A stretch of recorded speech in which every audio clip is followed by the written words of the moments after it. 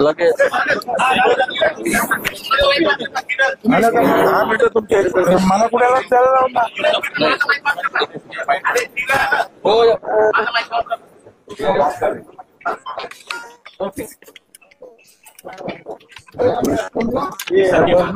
दिसतंय रे. चला चल बोला. साहेब पुढे जाईल मी पुढे. महायुतीचे उमेदवार हेमंत खडसे आपल्या भेटीला आलेले आहेत. नेमकी काय चर्चा झाली जर आपण सांगू शकलो. आमची काही पहिली भेट नाही, अनेक वेळा भेट झालेली आहे आणि आपण सगळ्यांनी पाहिलं असेल ज्या दिवशी त्यांचा अर्ज आपण दाखल केला त्या दिवशी पूर्ण त्यांच्या प्रचार मिरवणुकीमध्ये मी होतोच, फॉर्म भरताना सुद्धा होतो. परंतु आता एक उमेदवाराचं जे एक थोडंसं अशी एक प्रथा आहे की काही वेगवेगळ्या पक्षाच्या लोकांना कार्यालयामध्ये जाऊन भेटी देणं, त्याप्रमाणे ते आलेले होते. आणि आमचे सगळे कार्यकर्ते जे आहेत, जिल्हाध्यक्ष, शहर अध्यक्ष, महिला, युवा वगैरे सगळे, मागासवर्गीय जे आमचे जे काही फ्रंटल ऑर्गनायझेशन्स आहेत ते सगळे लोक होते, युवक वगैरे. आणि कामाला सुरुवात झालेली आहे आणि आता प्रचाराचा वेग आता वाढेल. पण आपण प्रचारात सहभागी होत नाही असं म्हटलं जातं आणि नाराज आहात असं म्हटलं जातं. त्यामुळे कुठे आता मी चाललोय येवल्यामध्ये, मीटिंगच आहे माझी भारतीताईसाठी. आता मी काय तो आता हे यांच्या बरोबर प्रत्येक ठिकाणी मी नाही जाऊ शकणार ना. काय आमचे कार्यकर्ते जिथे बोलवते जाणार मी. भुजबळ साहेब, शरद पवारांनी एक मोठं वक्तव्य केलेलं आहे. नरेंद्र मोदींच्या विचारधारेशी जुळून घेणं अवघड आहे आणि येत्या काळात प्रादेशिक पक्ष काँग्रेसमध्ये विलीन होईल, अशा पद्धतीचं वक्तव्य त्यांनी. याला उद्धव ठाकरे देखील सकारात्मक आहेत असं शरद पवार म्हणतायत. त्यांचं खरोखर म्हणजे काय वक्तव्य आहे ते मी काय स्वतः ऐकलेलं नाही, पण त्यांना असं वाटत असावं की वेगळं काहीतरी, म्हणजे आता नाहीतरी त्याने ती इंडिया किंवा काही ती एक फ्रंट उघडलेली आहे.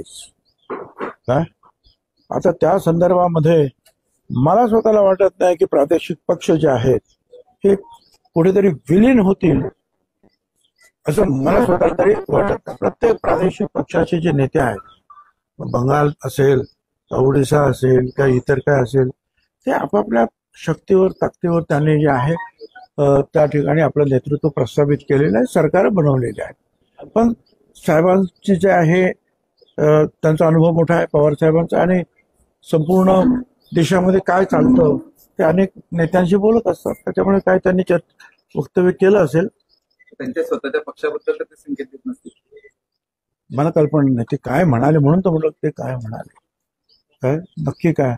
आणि ते म्हणतात त्यावेळेला काय अर्थ त्याचा काढायचा, तो प्रत्येक जण आपापल्या पद्धतीनं काढत असतो. आदित्य ठाकरे यांनी असं म्हटलंय की मनसेने भाजपला बिनशर्त पाठिंबा दिलेला आहे आणि गुजराती याच्या मराठी लोकांना विरोध करणारे या मुंबईमध्ये मनसेचा पाठिंबा चालेल. आता मी आदित्य ठाकरे काय म्हणत त्याच्यावर मी काय कॉमेंट करणार, कोण काय काय बोलतो. तुम्ही साहेबांबद्दल जे ते जनरल असो, राजकीय चित्र काहीतरी वेगळं होणार असा प्रकार होतं म्हणून त्याच्यावर. बाकी आता प्रत्येक जण जे आहे हे कलगीतुरा अजून थोडे दिवस सुरू राहणार आहे. हा एक जण बोलणार, ते एक जण. तरी आता बरं झालं बारामतीची निवडणूक संपल्यामुळे, काय म्हणजे मला स्वतःला आनंद आहे की निवडणूक संपली ती बारामतीची. काय त्याच्यामुळे त्या हे जे चाललं होतं बरेच दिवस सोडून आता नक्की थांबेल. कलगीतुरा म्हणा काय म्हणा, तो संभाजीनगरमध्ये ईव्हीएम मशीन हॅक करण्यासाठी अंबादास दानवेंनी एकाला काम दिलं होतं, तो पकडला गेलाय, अशा पद्धतीच्या बातम्या येत आहेत. माहित नाही मला. आता काय बातम्याच आहे ना, त्या बातम्यावर कोणी शिक्कामोर्तब करायचं ते मला काय कल्पना. तुम्ही काय बघितलं का, तुम्ही काय पाहिलं का असेल तर तुम्ही तुमचे ते येतच आहे, तुमचे आम्हाला काय विचारत नाही तुम्ही, आपल्याला काय बोलायचं. अरे लोकांचे आशीर्वाद मागा, यांचे पण आशीर्वाद मागा. हे लोक बरोबर. कांद्याचा फक्त विषय होता. कांदे का कांदा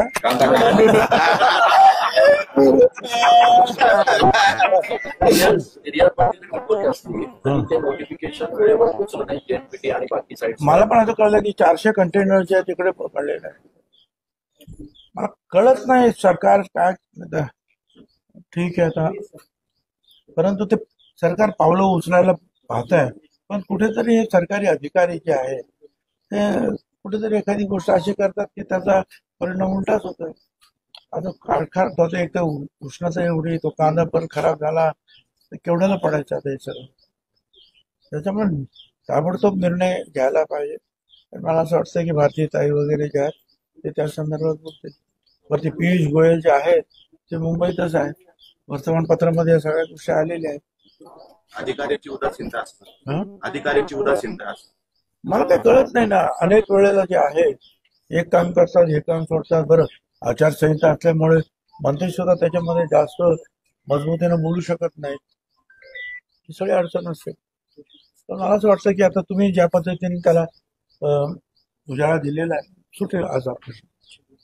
भुजबळ साहेबांना आपण भेट आलेला भुजबळ साहेबांची आपण भेट घेतलेली आहे. एकूणच भुजबळ साहेबांनी आपल्यासोबत प्रचारात सक्रिय व्हावं अशी काही आपण विनंती केली आहे का, आणि किती फरक पडेल, येणाऱ्या दिवसाचं काय प्लॅनिंग आहे तुमचे? महायुतीचे भुजबळ साहेब ज्येष्ठ नेते आहेत आणि म्हणून आज आपण त्यांची भेट घेऊन आपल्या सर्वच महायुतीच्या सर्वच जे मित्रपक्ष आहेत अशा सर्वच मित्रपक्षांच्या नेत्यांशी भेटून त्यांनी त्यांचे सर्वच पदाधिकाऱ्यांनी त्या ठिकाणी सहभागी व्हावं त्यासाठी आपण विनंती केलेली आणि त्यांनी तशा सूचना सर्व पदाधिकाऱ्यांनी त्या ठिकाणी केल्या. मुख्यमंत्री देखील आज येत आहेत, काही बैठका आहेत.